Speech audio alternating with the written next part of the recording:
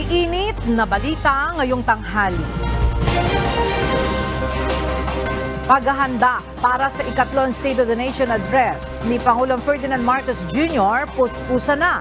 Huling interagency meeting isasagawa ngayong araw.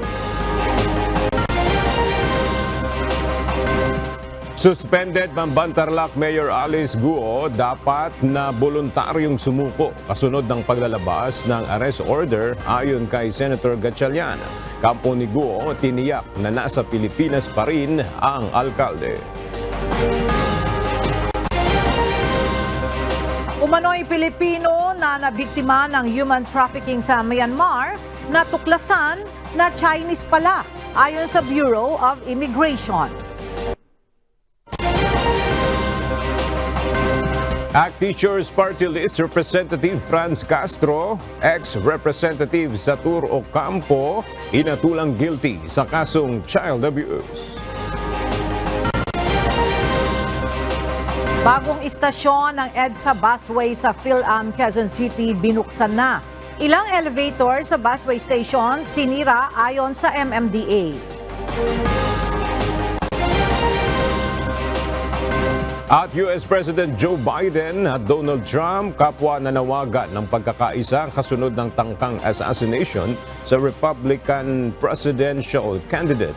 World leaders kinundina ang assassination attempt. Magandang tanghali mga kasangbahay. Ngayon po ay araw ng Lunes, July 15, 2024. At una sa mga balita ngayong tanghali. Isasagawa ngayong araw ang huling interagency meeting para sa ikatlong State of the Nation Address o SONA ni Pangulong Ferdinand Marcos Jr. Tiniyak ng liderato ng Kamara na committed ang House of Representatives na makipagtulungan sa lahat ng sangay ng pamahalaan upang maipakita sa SONA ang sama-samang paggawa ng gobyerno para mapabuti ang antas ng pamumuhay ng mga Pilipino. Mula sa House of Representatives, makibalita tayo kay Rosalie Coz live. Rosalie, ano ang inaasahang mapag-uusapan sa huling interagency meeting kaugnay ng SONA? Ella, inaasahang magsasagawa ng huling walkthrough ang mga opisyal sa tanggapan ni Pangulong Ferdinand Marcos Jr. dito sa House of Representatives, kabilang na sa plenary session hall. Kasama sa magsasagawa ng inspeksyon ng mga kawani ng House of Representatives at ng Senate. Bilang paghahanda ito sa ikatlong State of the Nation Address o SONA ni PBBM sa July 22. Ngayong araw din ng Lunes, isasagawa ang huling SONA interagency meeting sa pagitan ng Malacanang, Kongreso at Senado. Ayon kay House Secretary General Reginald Velasco, 100% nang nakalatag ang security plan para sa SONA.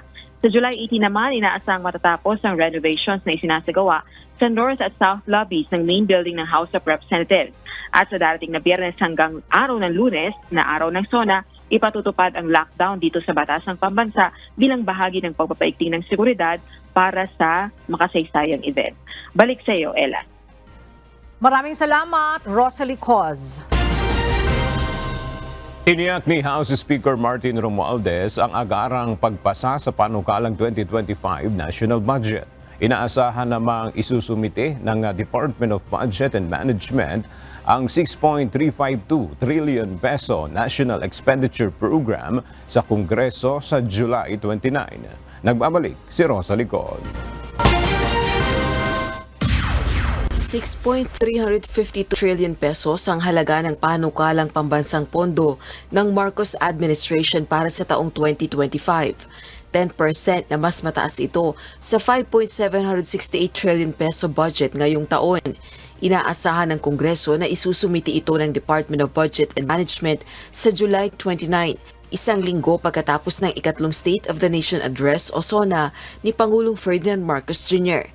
Ayon kay House Speaker Martin Romualdez, handa at determinado ang House of Representatives na maipasa ang 2025 General Appropriations Bill bago ang session break sa September 2024.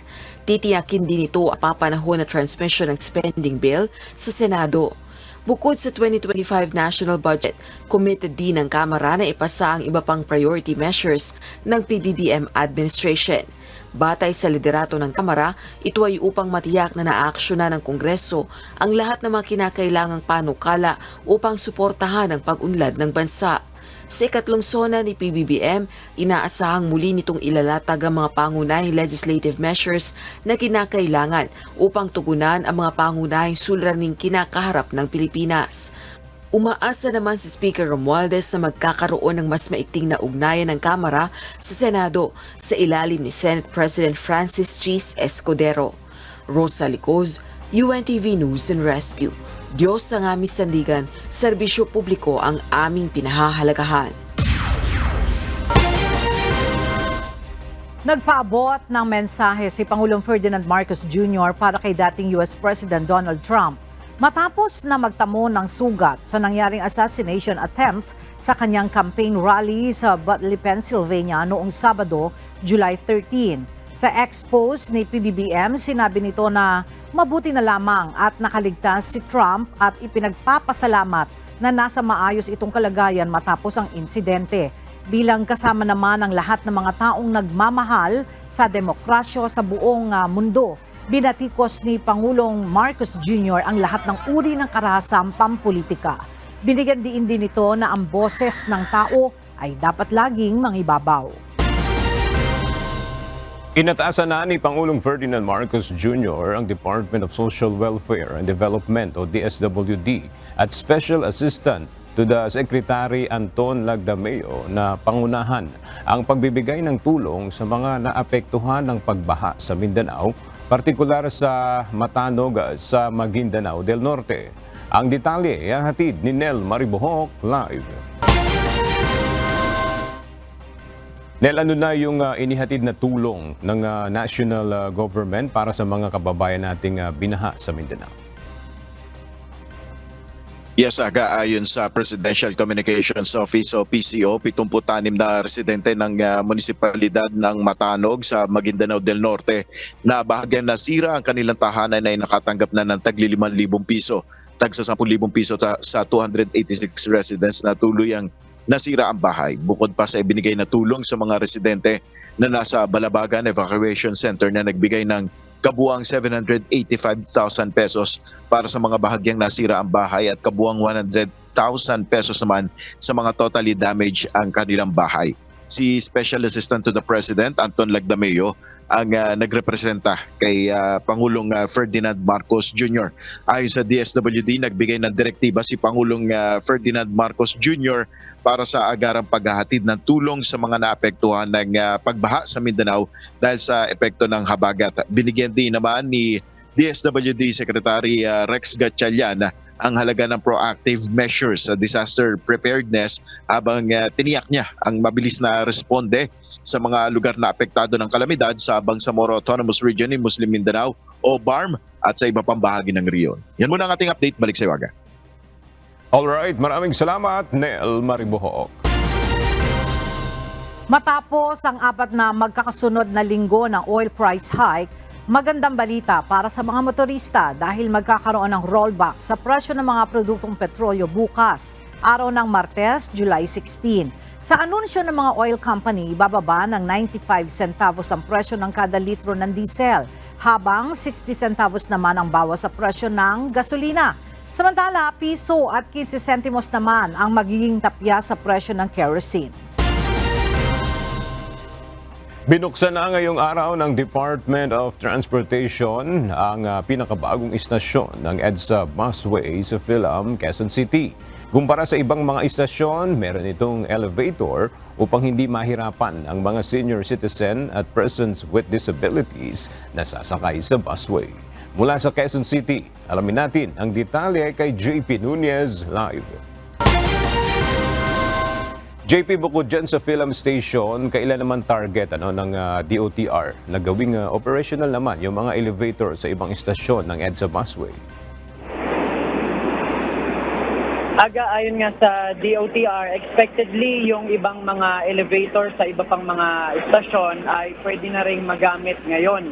At ngayong umaga nga ay binuksan na sa mga commuter ang Philam Station ng EDSA Carousel. Dito yan sa pagitan ng North Avenue Station at ng Quezon Avenue Station sa Quezon City. Kumpara sa ibang stations ng busway, ang Philam Station ay merong elevator mula sa magkabilang sidewalk at doon sa pababa sa mismong platform ng istasyon. Ayon sa DOTR, itong mga elevator ay para sa convenience ng mga senior, PWDs at ng mga buntis. Ang mga elevator ay ginawang transparent upang makita ang mga tao sa loob nito nang sa gayon ay maiwasan ang anumang krimen.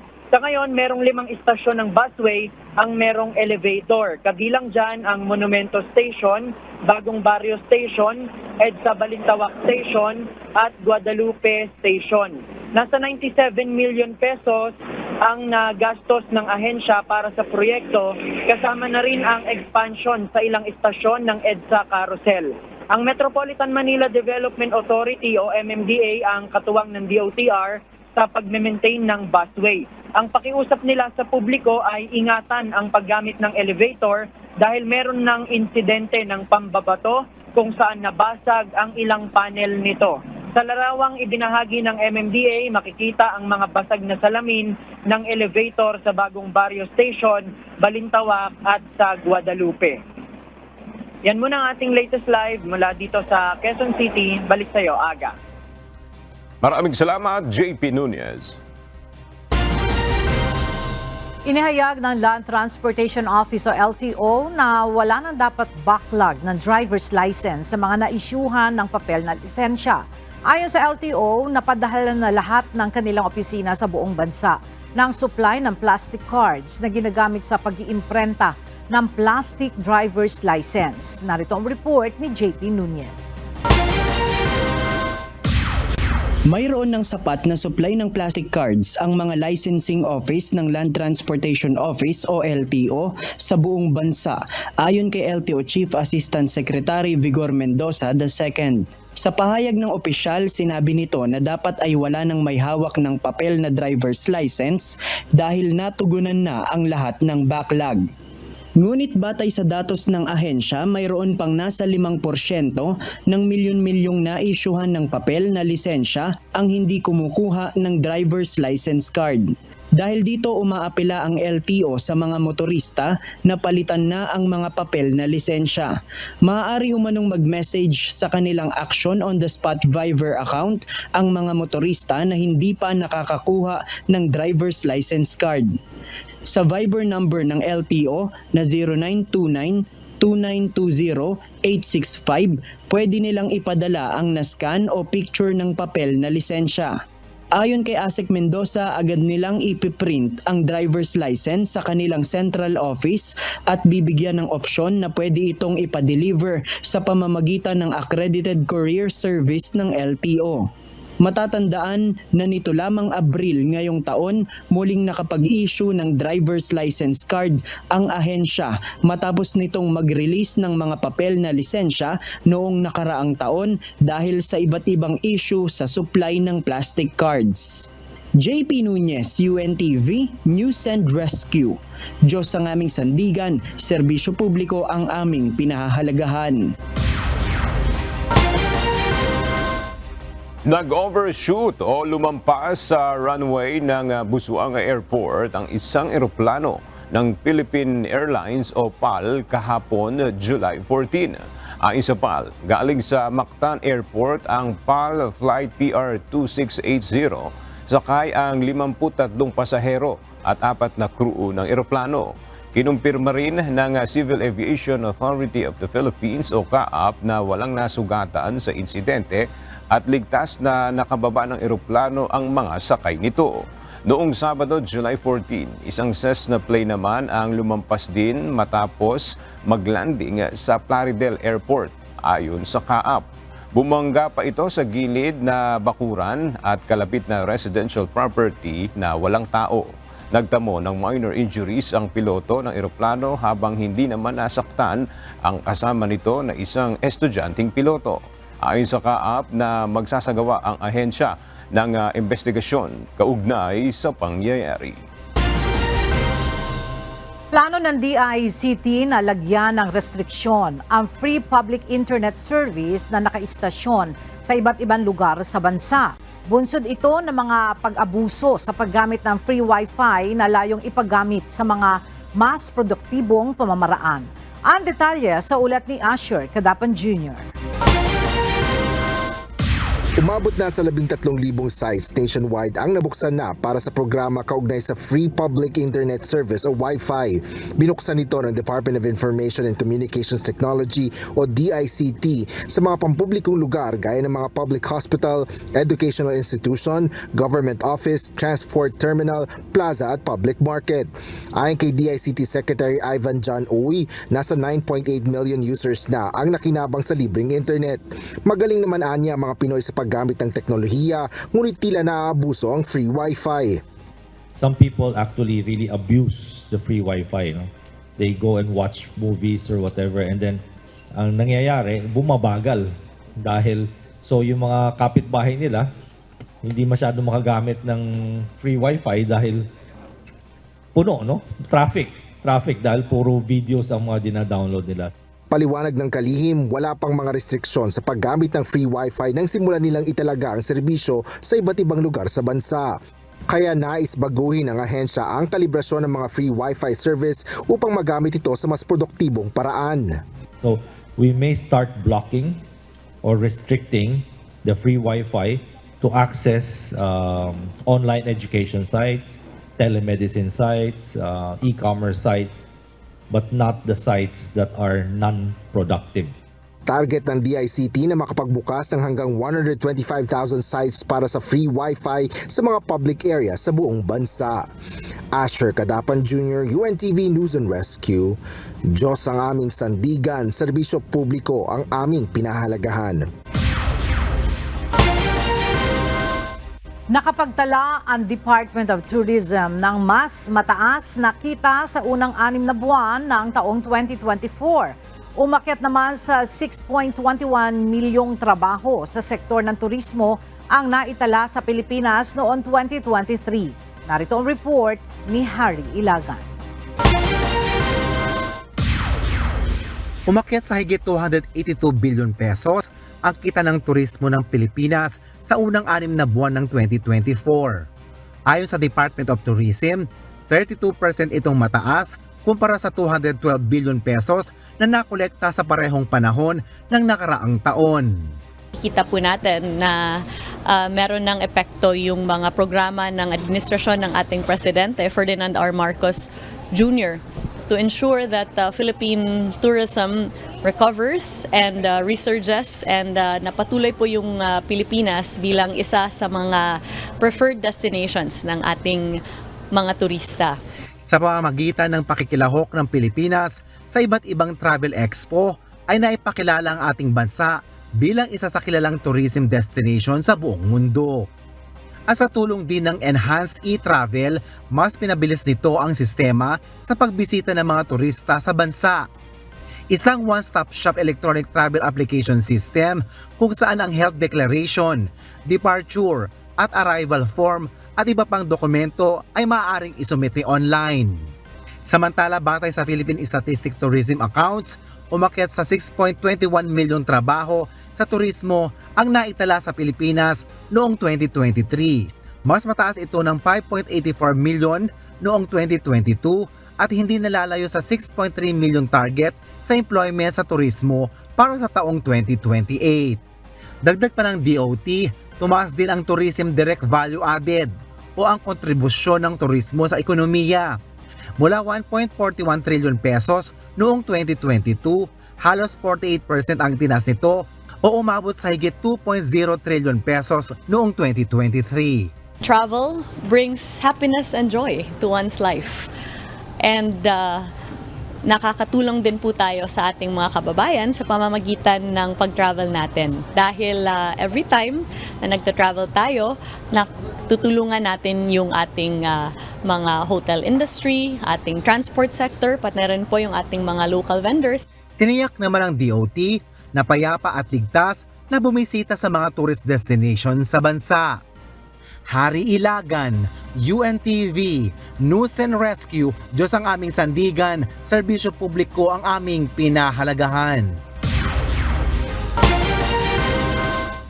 Nilagdaan ngayong araw ang isang national policy na layong isulong ang pangangalaga sa kalusugan ng mga person deprived of liberty o PDL sa mga bilangguan at iba pang detention facilities sa bansa. Mula sa Maynila, alamin natin ang update kay Dante Amento live. Dante, ano yung nilalaman nitong pinirmahang national policy para sa kalusugan ng mga PDL? Magandang tanghali aga. Ito ay sama-sama at tulong-tulong na pangangalaga sa pakanan ng ating mga kababayan ng person deprived of liberty o PDL, partikular doon sa kanilang sitwasyon habang sila ay nakakulong sa mga pasilidad ng Bureau of Corrections, Bureau of Jail Management and Penology, custodial centers at iba pang detention centers sa Pilipinas.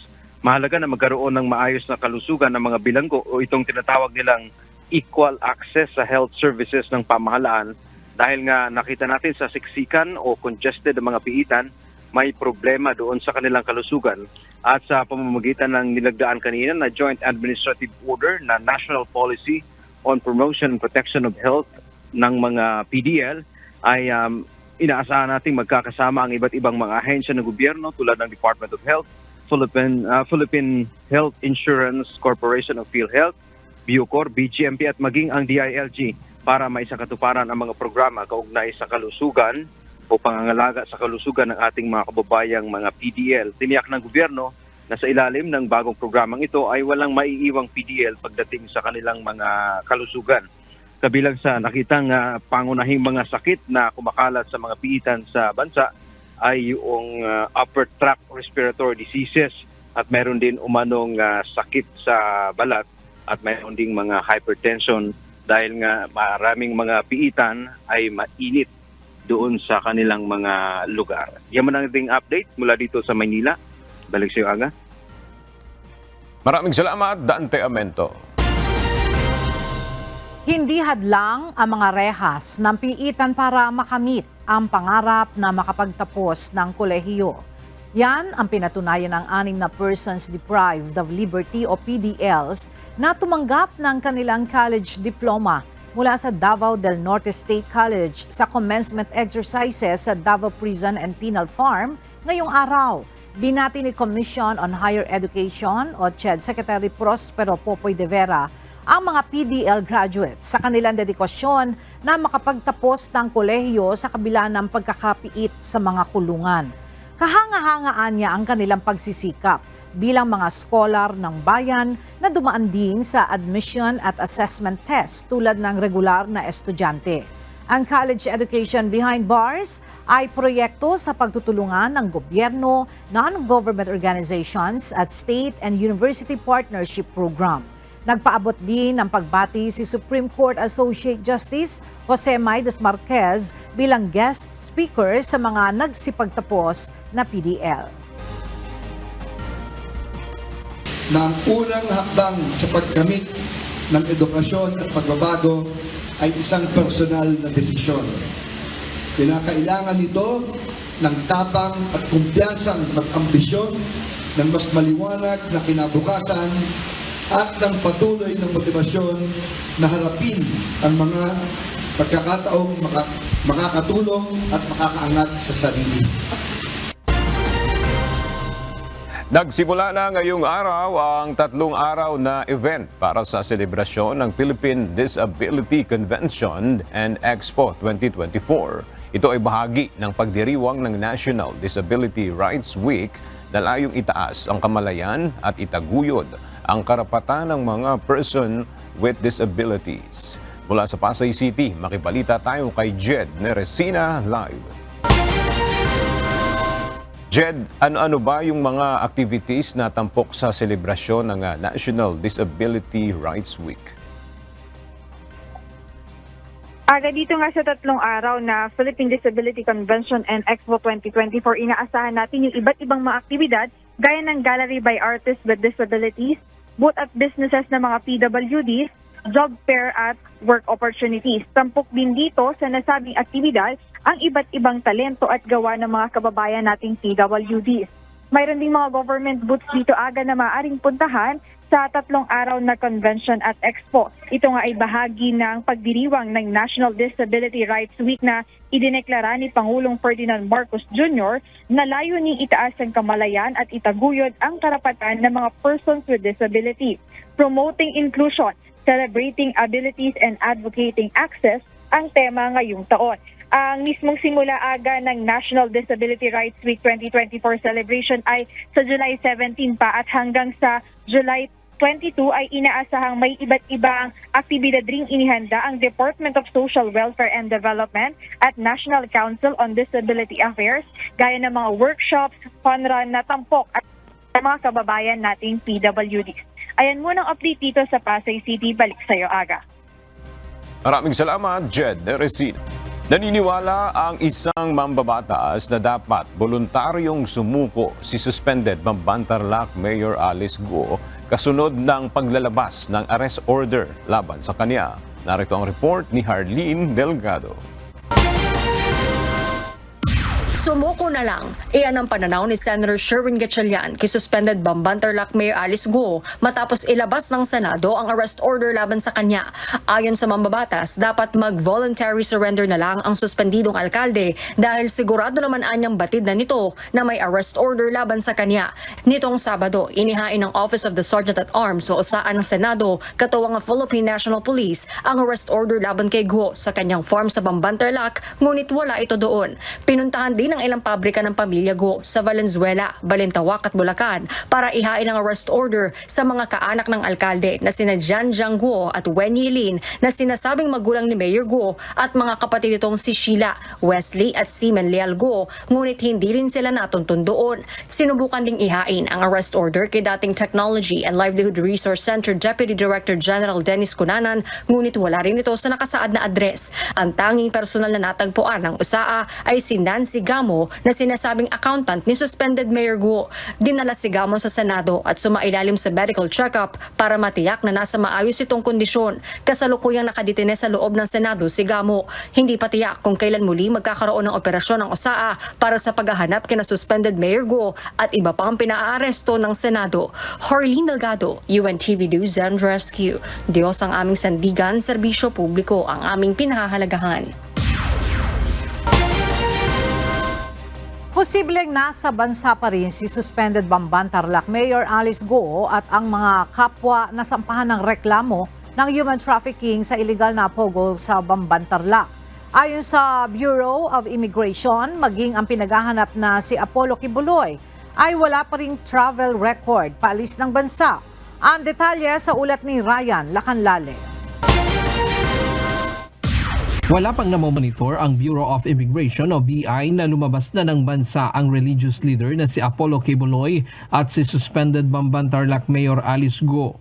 Batay sa latest travel records ng BI, hindi pa nila namomonitor na dumaan sa mga pantalan at paliparan paalis ng bansa si Mayor Guo at mga kasama nitong akusado sa human trafficking dahil sa illegal na pogo sa Mambantarlac. So far po doon sa records natin kay Mayor Alice Guo and Guo Huaping, wala po tayong nakikita na recent travel records niya palabas po ng bansa.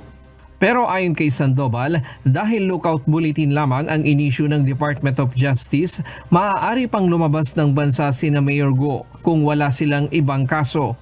Although tandaan po natin na lookout bulletin lamang po ang in-issue sa ngayon, ang ibig sabihin po noon ay maaari pang lumabas ng bansa yung mga nakalista doon kung sila po ay walang ibang kaso dito sa Pilipinas o walang ibang violation na encounter dito po sa Pilipinas.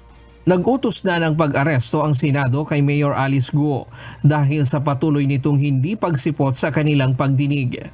Samantala, wala ring namomonitor ang Bureau of Immigration ng paglabas ng bansa ni Apollo Kibuloy. Matatandaang may nakapataw na 10 million pesos na reward sa sinumang makapagtuturo sa kinaroroonan ng religious leader. So far po, wala pong recent travels. Pastor Apollo Kibuloy po. Wala po tayong nakikita na recent travels pa niya. Ryan Lacanlale, UNTV News and Rescue. Diyos ang aming sandigan, serbisyo publiko ang aming pinahahalagahan. Pinawi ni Pangulong Ferdinand Marcos Jr. ang pangamba ng mga residente sa Central Luzon ukol sa paglipanan ng iligal na Philippine Offshore Gaming Operator o POGO Hub sa naturang rehiyon. Ayon sa Pangulo, tinututukan na ito ng pamahalaan. Narito ang report ni Nel Maribojo. Patuloy na tinutugunan ng pamahalaan ng kriminalidad at iligal na gawain tulad ng may kaugnayan sa Philippine Offshore Gaming Operator o POGO. Ito ang tiniyak ni Pangulong Ferdinand Marcos Jr. nang mamahagi ng tulong sa mga magsasaka at mangingisda na naapektuhan ng El Nino phenomenon sa San Fernando, Pampanga. Alam ko rin po na labis ang inyong pagkakabahala sa mga kriminalidad at iligal na mga gawain na sumisira sa kapayapaan ng inyong pamayanan. Nais ko pong ipaalam sa inyo na amin pong tinututukan at tinutugunan ang problemang ito. Ayon kay PBBM, isang task force na ang binuo ng Department of the Interior and Local Government o DILG upang labanan ng iligal na pogo. Bukod pa ito sa pagpapalakas ng kampanya ng pamahalaan laban sa iligal na droga. Sa katunayan, meron na kaming ginawang task force galing sa DILG para tutukan ang mga iligal na gawaing kaugnay ng mga naririnig natin mga pogo at patuloy din ang pakikipagtulungan ng Bureau of Customs sa ilang ahensya upang matigil ang pagpupuslit na iligal na droga dito sa bansa.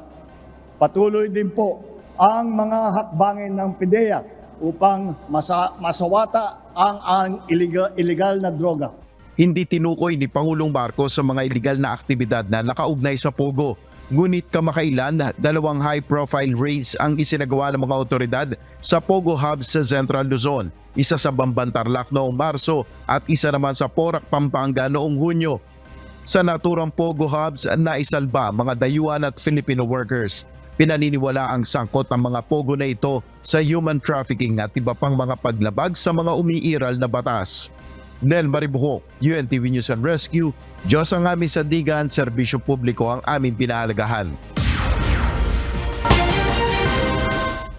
Nais paimbestigahan sa Kamara ng ilang kongresista ang nadiskubre ng National Bureau of Investigation o NBI na nasa 200 peking birth certificates na ipinagkaloob ng Civil Registry ng Santa Cruz, Davao del Sur sa Chinese nationals. Batay sa NBI Region 11, Director Inicio ang mga peking dokumento mula sa taong 2018 hanggang 2019. Ayon kay Davao Oriental 2nd District Representative Chino Almario, House Assistant Majority Leader, kailangan palakasin ang legislative framework upang matiyak ang estriktong verification process sa issuance ng birth certificates. Nababahala naman si Zambales 1st District Representative Jefferson Congun sa posibilidad na may kaugnayan sa kriminal at drug syndicate sa mga Chinese national na naisyuhan ng peking dokumento.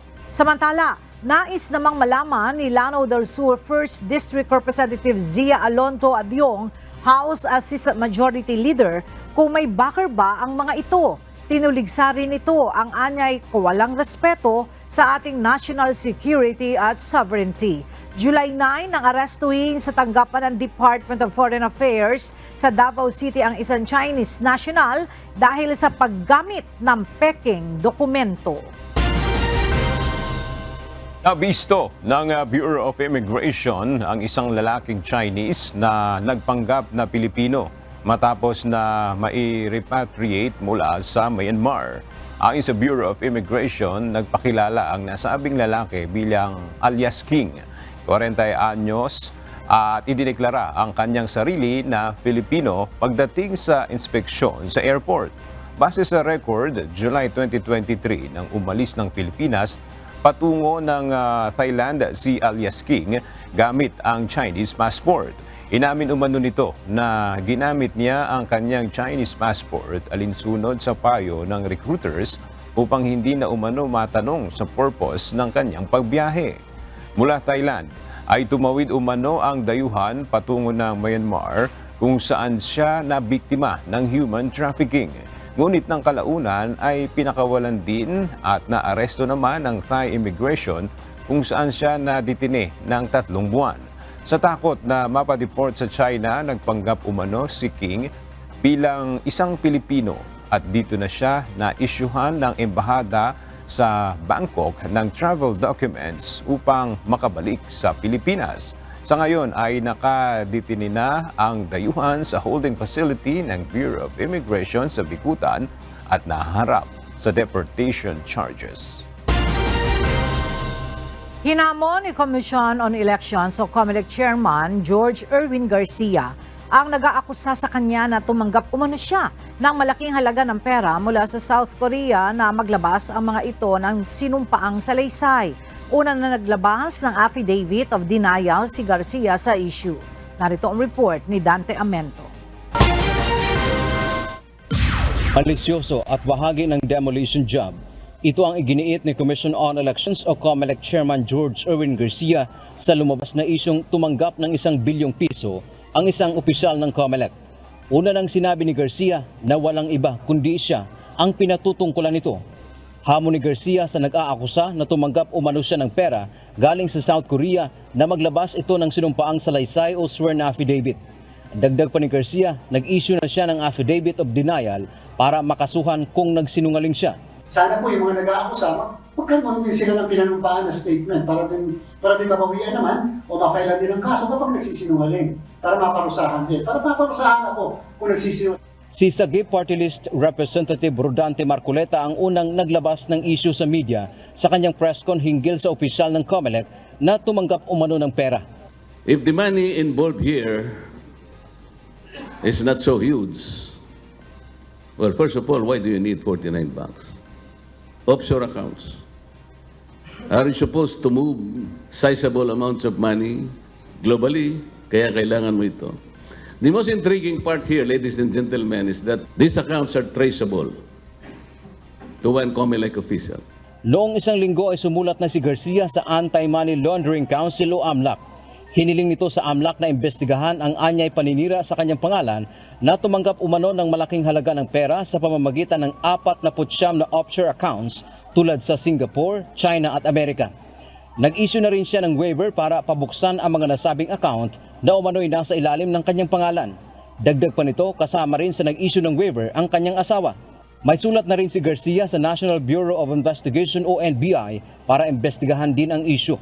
Imbestigahan sino ang nagkakalat. Number 2, imbestigahan tama ba yung mga akusasyon na yan? Talaga bang may bank accounts na yan? Kay Garcia ba yan? Paano nagsimula? Magkano ang laman ng meron? Muling binigyang diin ng opisyal na wala siyang foreign bank accounts. Dante Amento, UNTV, News and Rescue. Diyos ang aming sandigan, serbisyo publiko ang aming pinahahalagahan.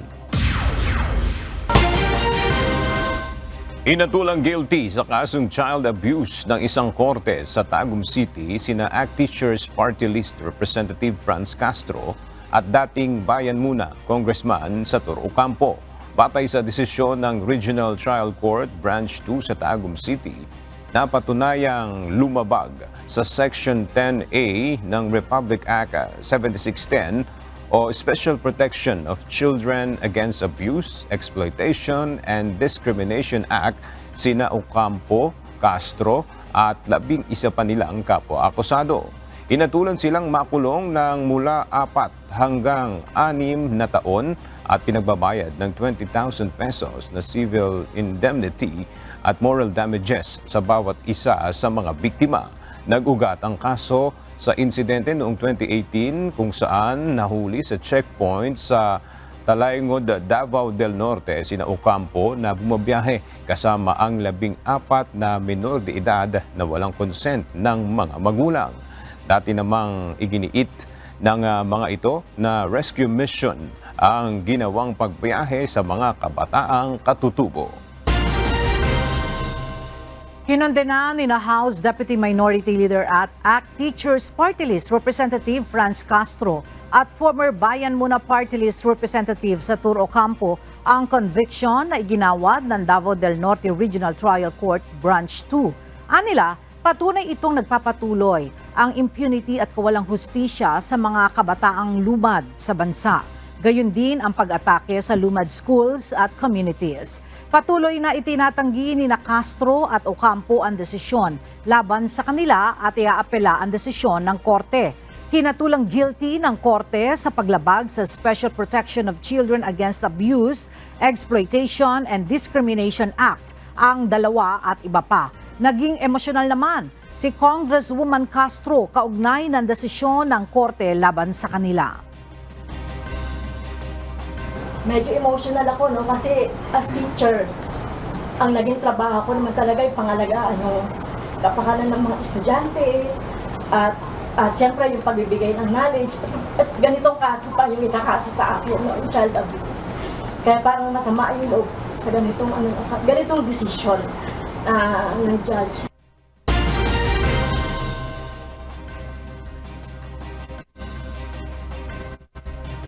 Kinilala ng pamunuan ng pambansang pulisya ang mga nasawing pulis sa pagtupad ng kanilang tungkulin. Ayon kay PNP Chief Police General Romel Francisco Marbil, magsisilbing inspirasyon ang pagbubuwis ng buhay ng ilan nilang kasamahan para sa seguridad ng bayan. Mula sa Kamkrame, may report si Leia Ilagan live. Leia, ano ang detalye nitong pagbibigay pagkilala sa mga pulis na nagbuwis ng kanilang buhay alang-alang sa tungkulin? Magandang tanghali sa iyo, Ella. Binigyang pugay nga at pagkilala ng pamunuan ng Philippine National Police ang mga tauhan nito na nagbuwis ng buhay habang ginagampanan ang kanilang tungkulin sa bansa. Ayon kay PNP Chief Police General Romel Francisco Marbil, ang katapangan na ipinamalas ng mga pulis ay magsisilbing inspirasyon sa buong hanay ng pulisya. Inialay ng mga ito ang kanilang buhay upang protektahan ang mamamayan at komunidad laban sa kriminalidad. Sinabi pa ni Chief PNP habang nagdadalamhati sa kanilang pagkawala, nararapat lamang na parangalan ang kanilang alaala sa pamamagitan ng pagpapatuloy ng kanilang misyon. Batay sa datos ELA ng PNP, mula Enero hanggang Hulyo o July 13, 2024, may 16 na pulis na ang nasawi habang ginagampanan ang kanilang tungkulin. 4 na po ang nasugatan, kabilang ang 4 na pulis sa Maynila.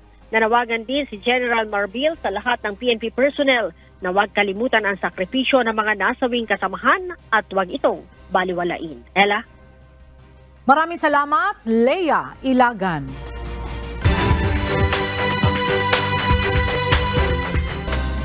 Formal nang umupo sa pwesto bilang Acting Director ng Davao City Police Office si Police Colonel Hansel Marantan. Ayon kay Marantan, ipapatupad niya ang pangunahing mandato ng PNP na Crime Prevention and Crime Solution. Mula sa Davao City, makibalita tayo kay Lalaine Moreno live. Lalaine, ano-ano ang mga pangunahing tututukan ni Colonel Marantan sa pag-upo niya bilang bagong Acting Director ng Davao City Police Office?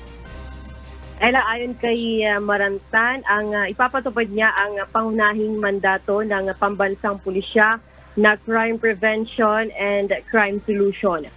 Dumating na sa Davao City ngayong araw si Acting Director Police Colonel Hansel Marantan. Kanina umaga, dumalo ito sa regular flag ceremony ng Davao City Police Office. Sa kanyang mensahe sa mga PNP personnel, nagpapasalamat si Marantan sa mainit na pagtanggap sa kanya sa Davao City Police Office. Naging matipid naman ang kanyang sagot sa panayam ng media sa kanya. Ayon kay Marantan, ipapatupad niya ang pangunahing mandato ng pambansang pulisya na Crime Prevention and Crime Solution. Gagawin naman nito ang tungkulin niya bilang Acting Director ng Davao City Police Office. Handa rin umano siyang mag-courtesy call kay Davao City Mayor Baste Duterte. Pagkatapos naman ng flag ceremony, agad namang nagpatawag ng command conference si Marantan sa lahat ng mga station commanders sa lungsod. Sa kasalukuyan, ilan sa mga programa ng Davao City Police Office sa ilalim ng crime prevention ng Patrol Region 11, Oplan Rastugues, Oplan Kilos, Oplan DDS, Night Watch Patrol at Rescue in Minors during curfew hours. Sa ilalim naman ng Crime Solution ay ang identify the suspect and filing of cases. Sa isang panayam naman, sinabi ni Davao City Mayor Baste Duterte na patuloy na susuportahan ng lokal na pamahalaan ang Davao City Police Office sa kanilang kampanya sa Peace and Order. Si Marantan ang dating pinuno ng PNP CIDG sa National Capital Region. Siya rin ang isa sa mga nanguna sa pagpapatupad ng search warrant sa mga ari-arian ni dating Congressman Arnolfo Teves Jr. Yan muna ating balita mula rito sa Davao City. Balik sa iyo, Ella. Maraming salamat, Lalaine Moreno.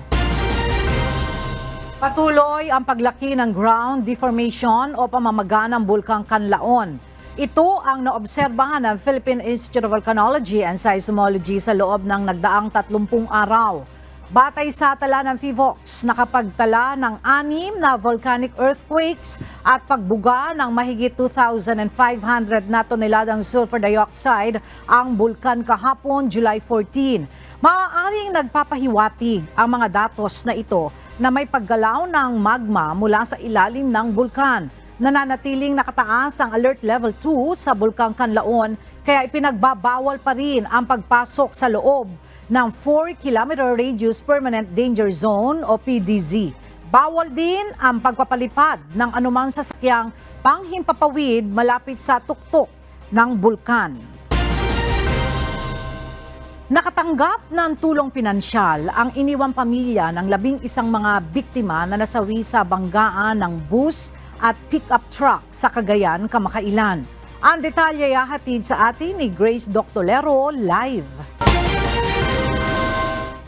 Grace, kumusta na itong naulilang pamilya ng mga biktima at natugunan na ba yung kanilang pangangailangan para sa pagpapalabing nung kanilang mga nasawing kaanak?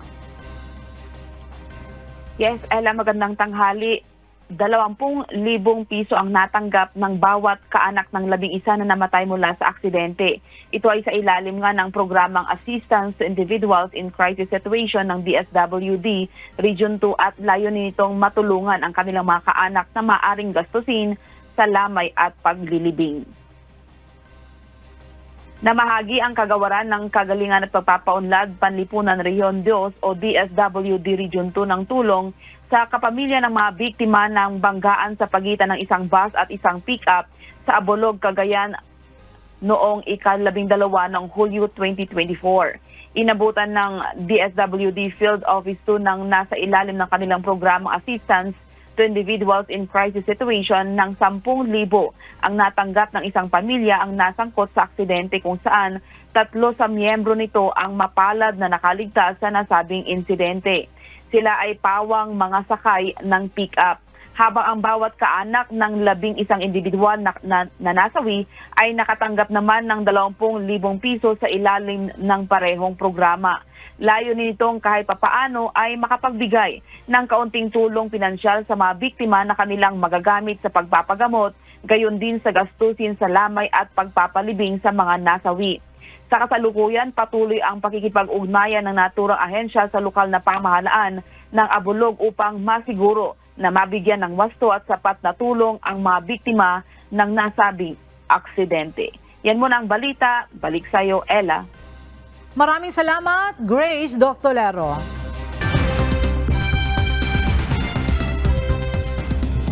Nanawagan sina US President Joe Biden at Donald Trump ng pagkakaisa kasunod ng pagtatangkang assassination laban kay Trump.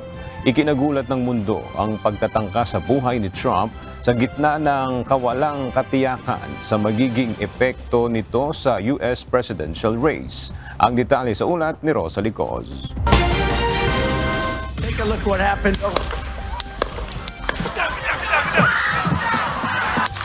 Hinikayat ng magkatunggaling sina US President Joe Biden at Donald Trump ang Americans na ipakita ang pagkakaisa kasunod ng pagtatangka sa buhay ng Republican kung saan nadaplisan ng bala ang kanang tenga nito.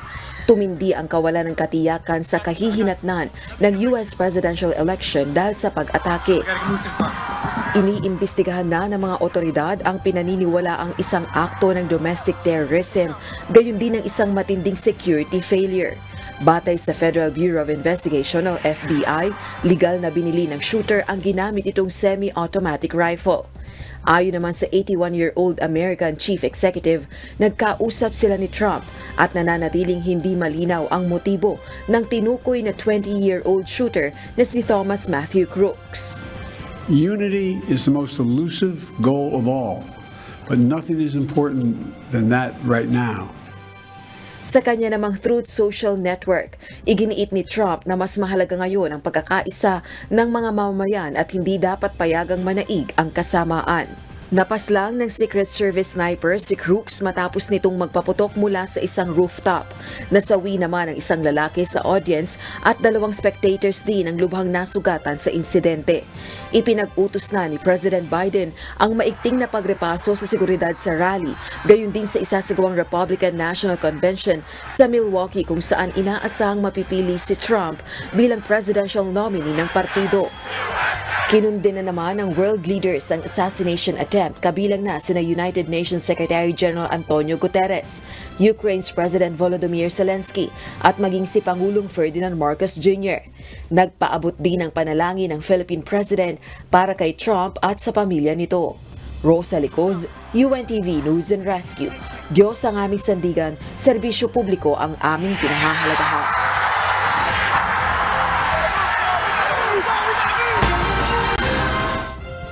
Nanawagan si US President Joe Biden sa kapwa Americans na pahupain ang political temperature sa bansa. Ito ay matapos na bahagyang masugatan ang katunggaling si Donald Trump sa isang assassination attempt. Ginawa nito ang talumpati sa Oval Office ng White House. Pangatlong beses na ginamit ng American Chief Executive ang Oval Office upang magbigay ng pahayag sa mahalagang issue ng Amerika mula nang maupo sa pwesto noong 2021. We can't allow this violence to be normalized. You know, the political record in this country has gotten very heated. It's time to cool it down. We all have a responsibility to do that. Yes, we have deeply felt strong disagreements. The stakes in this election are enormously high. Nakatakdang bumisita sa Australia at Samoa sina King Charles III at Queen Camilla sa Oktubre. Sa gitna ito ng public duties ng British King habang sumasailalim sa cancer treatment.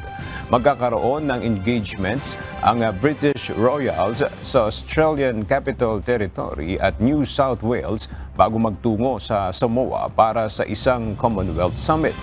Ito ang unang pagbisita ng hari sa Australia bilang monarch at opisyal na pagbiyahe sa labas ng Britain mula nang magkaroon ng cancer. At sa ating pong iiwang mga salita ng Diyos na ating sandigan mula sa Aklat ng Kawikaan, Kapitulo 18, versikulo 8 na nagsasabi, ang mga salita ng mga mapaghatid dumapit ay parang mga masarap na subo at nagsisibaba sa pinakaloob ng tiyan.